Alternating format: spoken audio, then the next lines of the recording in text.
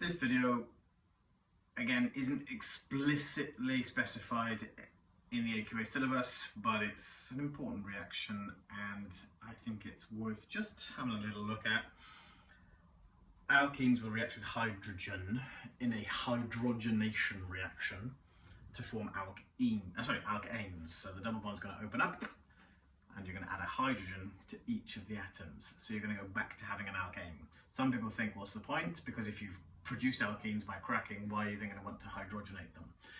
There are some uses for hydrogenation, particularly if you've got polyunsaturated fats. The fatty acid chains have many carbon-carbon double bonds. So if you hydrogenate some of those double bonds, you increase the melting point and the boiling point, particularly the melting point, more importantly, of the oils, so that they become solid at room temperature. This used to be how they manufactured margarine. Now they manufacture margarine via transesterification, so it's less significant as it used to be. Anyway, this reaction, let's have a little look at propane, as per usual, because we all know how much I love propane. So propane can be hydrogenated by reacting with hydrogen. This reaction will happen at room temperature with a platinum catalyst, or 150 degrees C with a nickel catalyst. Platinum catalyst costs more in your initial construction of your chemical plant. However, room temperature is a lot cheaper in the long run than 150 degrees C. So you either make a large initial investment buying a load of platinum, which at the end you can salvage because the catalyst should be unchanged unless it's been poisoned, but you still should be able to recover the platinum. Or you have a cheaper cost of building a plant with nickel, but then you have to pay more money to heat the gases up to 150 degrees C.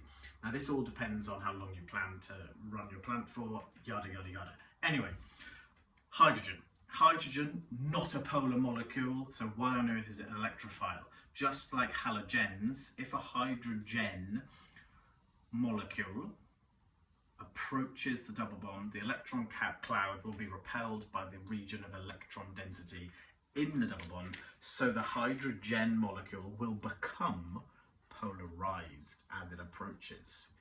Now I have an electrophile. This species would now be willing to accept a pair of electrons from the double bond.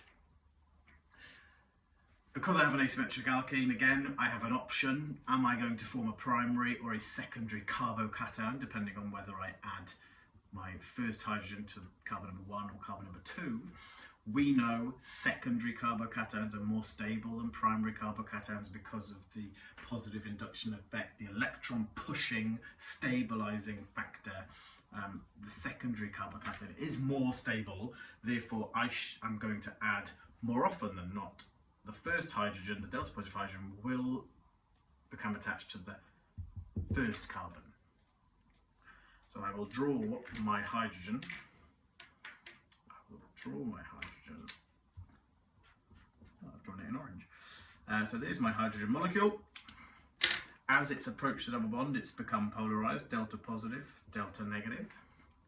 A pair of electrons from the double bond is going to come out to form a bond between the first carbon and the first hydrogen. That will cause the 2 electrons from the hydrogen-hydrogen bond to go on to the second hydrogen. Follow those arrows through, bang! Now, I still have my sigma bond between my first 2 carbons, and all the other carbon-hydrogen bonds are the same. I now have a hydrogen bonded to the first carbon, and I have a carbocation, a secondary carbocation that's nice and stable, and I have a cheeky little hydride, H-, with a lone pair. That lone pair of electrons is going to form a bond to the carbocation that's very stable, and I will have produced my final product of propane.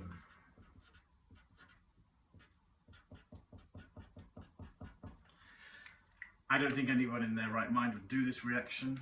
It would be much better to polymerize propene to make polypropene, because propane, what are you going to do with it? Burn it? But anyway, propene would react with hydrogen in the hydrogenation reaction to make propane with either a nickel catalyst at 150 degrees C or a platinum catalyst at room temperature.